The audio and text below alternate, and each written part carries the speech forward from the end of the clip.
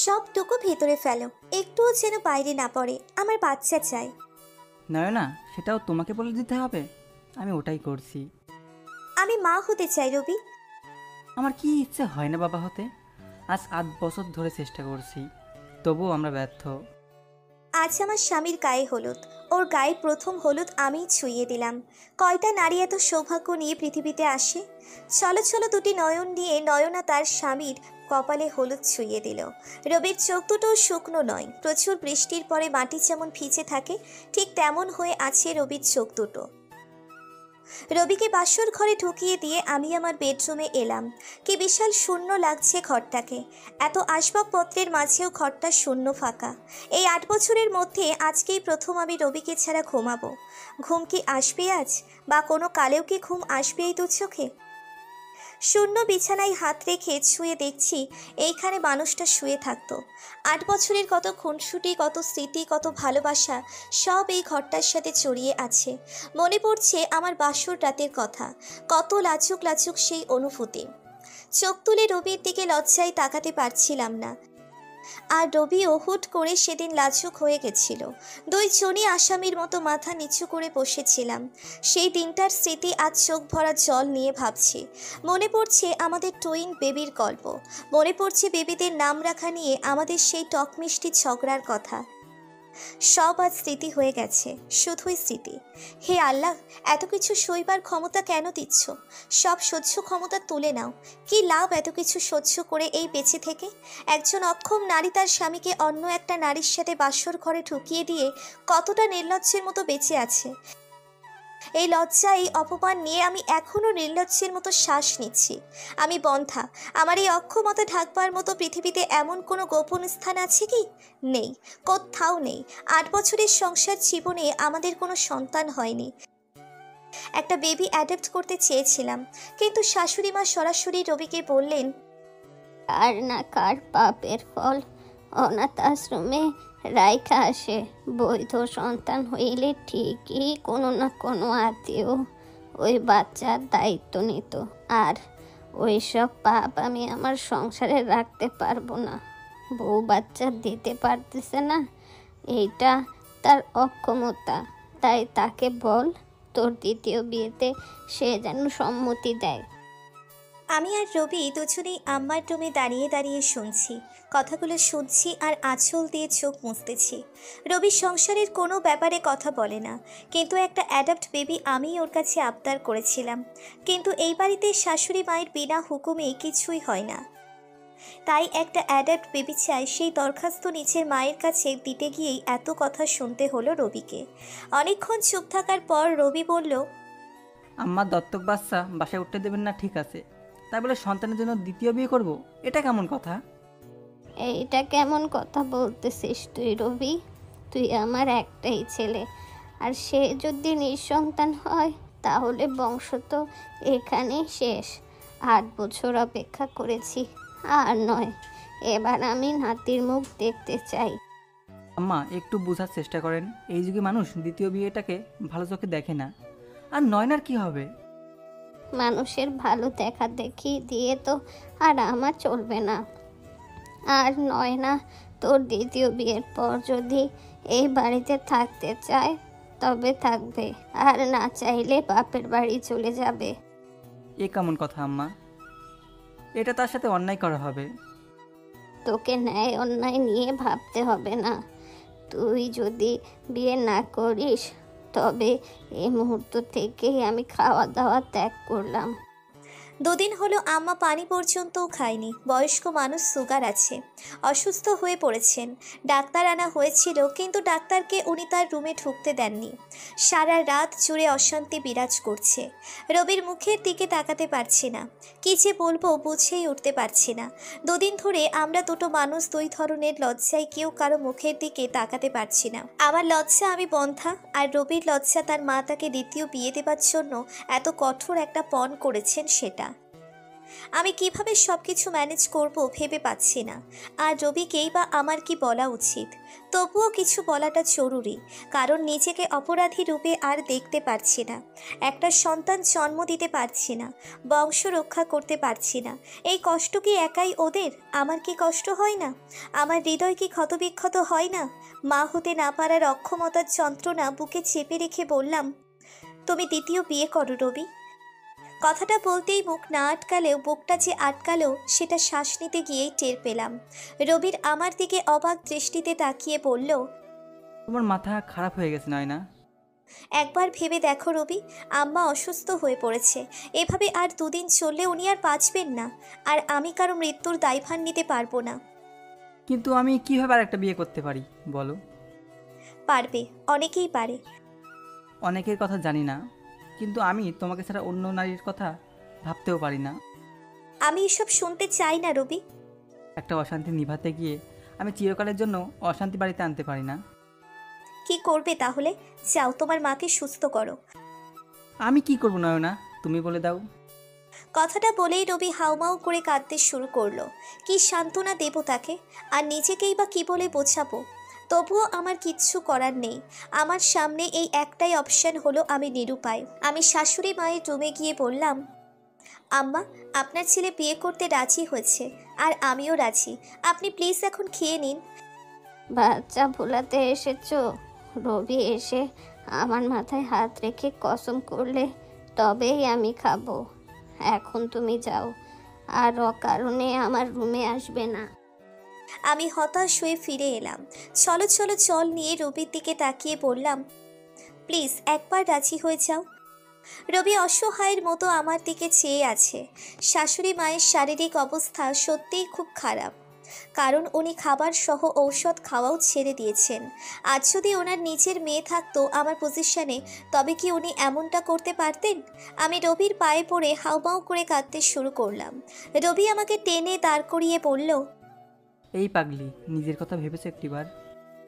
যে নারীর সন্তান জন্মদানে ক্ষমতা রাখে না, তার বোধহয় নিজের কথা ভাবা উচিত নয়। আমি নিজেকে সামলে নিয়ে বললাম, ভেবেছি তো। আমি জানি তুমি সারাটা জীবন আমাকে ভালোবাসবে, আর তোমার সন্তানকে বুকে নিয়েই আমি মাতৃ সুখ অনুভব করব। আমার কথা শুনে রবি কাঁদতে শুরু করলো। মনে মনে বললাম, আমি জানি তুমি সারা জীবন আমাকে ভালোবাসতে পারবে না। আমি এই পরিবারের ছাই ফেলা ভাঙা কুলো হয়ে যাব। অবশেষে রবির খালাতো বোন ভূমিকে বিয়ে করতে রাজি হলো রবি। এইসব নানান ভাবনায় আমার রাত শেষ হলো। ভোর হয়ে গেছে। ছাদে গেলাম প্রকৃতির সাথে আলিঙ্গন করতে, কিন্তু আকাশ বাতাস প্রকৃতি সব কিছুকেই ধূসর মনে হলো। তাই চলে এলাম। নাস্তা রেডি করলাম। এতটা বছর ধরে এই সংসারের সব কাজ আমিই করেছি, অথচ আজ নিজেকে বাড়ির বুয়া মনে হচ্ছে। কি আজব মানুষের অনুভূতি! স্বামী থাকলে কাজ করাকে সংসার করা মনে হয়, আর স্বামীবিহীন কাজগুলো দাসী বানিয়ে দেয়। অথচ এই সংসারটার জন্যই আমি উচ্চ শিক্ষিত হওয়া সত্ত্বেও কোনো চাকরি করিনি, আর সেই সংসারেই আমি আজ গ্র্যাজুয়েট দাসী। আমি টেবিলে খাবার রেডি করতেই নতুন বউ রুম থেকে বাহিরে এলো। ভূমির চোখে মুখে লাজুক লাজুক খুশি ছড়িয়ে আছে। সেটাই তো স্বাভাবিক, কারণ বাসর রাত একজন নারীর জীবনের শত জনমের শ্রেষ্ঠ রাত। একটা রাত একই বাড়িতে দুটো নারীর দুইভাবে পোহালো। আমি রবির জন্য অপেক্ষা করছি, সে কখন বাহিরে আসবে। সারাটা রাত তাকে দেখিনি। সারা রাত কি অনেক দীর্ঘ সময়? আমার কাছে তো এক যুগ মনে হয়েছে। রবি আধা ঘন্টা পরে বেরিয়ে এলো। আমার চোখের সাথে সে চোখ মেলাতে পারছে না, কিন্তু আমি অপলক তার দিকে চেয়ে আছি। আমি খাবার বেড়ে দিতে যেতেই ভূমি আমার হাত থেকে খাবারের বাটি নিয়ে বলল, আমি দিচ্ছি। আমি ওখান থেকে সরে আসতেই রবি বলল, নয়না, খাবার বেড়ে দাও। রবির কথা শুনে আমার চোখে জল চলে এলো। মরার চোখে যে কি হয়েছে কারণে অকারণেই শ্রাবণ বয়। আমি মাথা নিচু করে রবিকে খাবার বেড়ে দিচ্ছি। হঠাৎ টপ টপ করে কয়েক ফোঁটা অশ্রু রবির হাতে পড়তেই রবি চমকে উঠে আমার দিকে তাকালো। আমি চোখ মুছে রুমে চলে গেলাম। কি করে আমার রাত দিন কাটবে রবি? কিভাবে আমি বেঁচে থাকবো তোমাকে ছাড়া? এত বড় জীবনটা কবে ফুরাবে? রবি নাস্তা না করেই আমার রুমে এলো। আমি নিজেকে সামলে নিয়ে স্বাভাবিকভাবেই বললাম, উঠে এলে কেন? যাও নাস্তা করে নাও। রবি কোনো উত্তর না দিয়ে চুপচাপ দাঁড়িয়ে থাকলো। আমার মনে পড়ে গেল আমার বিয়ের পরের দিনের কথা। রবি নাস্তার প্লেট রুমে এনে বলেছিল, এই যে দেখো নাস্তার প্লেট। কি ভেবেছো তোমার জন্য এনেছি? এখন তুমি আমাকে খাইয়ে দিবে? নতুন বিয়ে হয়েছে, কি লজ্জার কথা। তবুও সেদিন রবি জোর করে আমাকে খাইয়ে দিতে বাধ্য করেছিল। এছাড়াও এই 8 বছরে অসংখ্যবার আমি তাকে খাইয়ে দিয়েছি।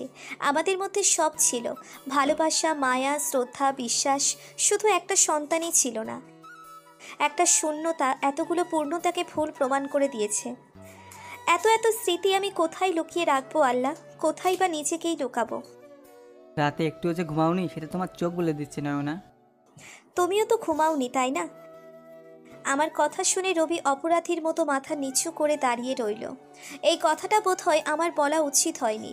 নিজে তো কষ্ট পাচ্ছি, আর সারাটা জীবন এই কষ্ট বয়ে বেড়াবো, তাই বলে মানুষটাকেও কষ্ট দেব না, এটা অনাচার হবে। মানুষটার চোখ দুটো জলে ভরে গেছে। আমি নিজেকে স্বাভাবিক করে বললাম, আজকেও কি তোমাকে আমার খাইয়ে দিতে হবে? আমার কথা শুনে রবি আমাকে জড়িয়ে ধরে আকুতি করে কাঁদতে শুরু করলো। আমিও আর নিজেকে সামলে নিতে পারলাম না। রবির বুকে মুখ গুজে আর্তনাদ করে কাঁদলাম। জানি এরপর হয়তো আর কখনোই তার বুকে মুখ গুজে কাদার ভাগ্য আমার আর হবে না। স্বামীর ভাগ দিইনি আমি, আমার স্বামী পুরোটাই অন্যের হয়ে গেছে। বিয়ের 1 মাস পর রবির নতুন বউ কনসিভ করলো। সারা বাড়িতে খুশির হাওয়া বইছে। রবির মুখের দিকে তাকিয়ে বুঝলাম যে 8 বছর ধরে এই খুশিটাকে সে আড়ালে লুকিয়ে রেখেছিল।